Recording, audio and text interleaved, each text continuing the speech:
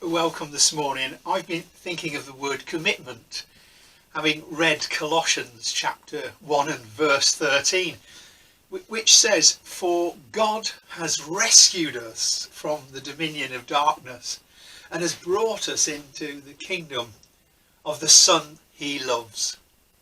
You know, some years ago, holding the hand of a very, very dear friend, whilst he was and did die, I was incredibly challenged by his life, his influence on others to judge less, to trust more, and to have a bit of a glow about you. Like most of us, he'd begun his adult life really well intentioned, full of hope and aspiration, but he had a long period in his life when things were not as good as he'd like them to have been.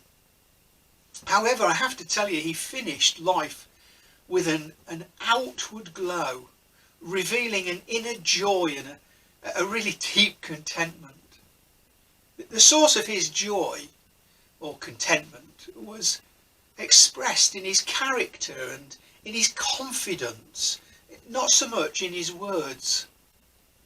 Preparing for his memorial service and looking inside his tatty old Bible that I had the good fortune to get hold of, I noticed that he'd marked in blue pen the words of Colossians 1, chapter 1 and verse 13.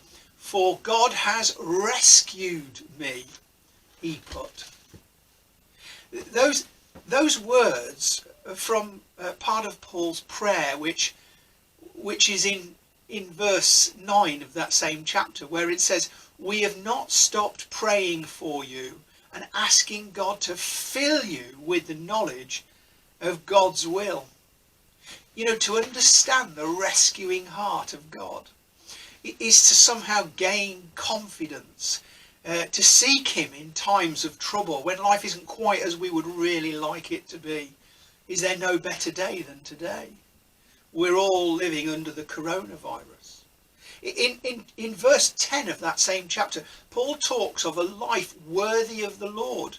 It's a challenge, not to articulation, as it were, with words, but to a demonstration of the call and, of course, gift of verse 12, which says, "Give joyful thanks to the Father who has qualified or rescued you to share in the inheritance of his holy people."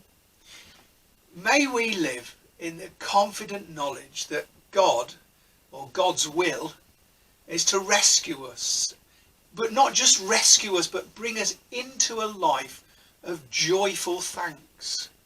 Thanks that's worthy of him, a way of expressing his kingdom. Where is our confidence today? Where is the source of our joy?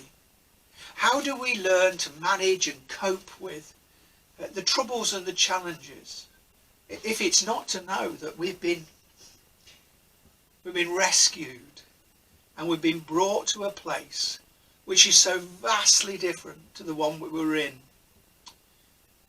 As my friend passed into the Lord's presence, I took that great reminder that he has rescued us and that we are to live full of joy. May that be your experience today. Amen.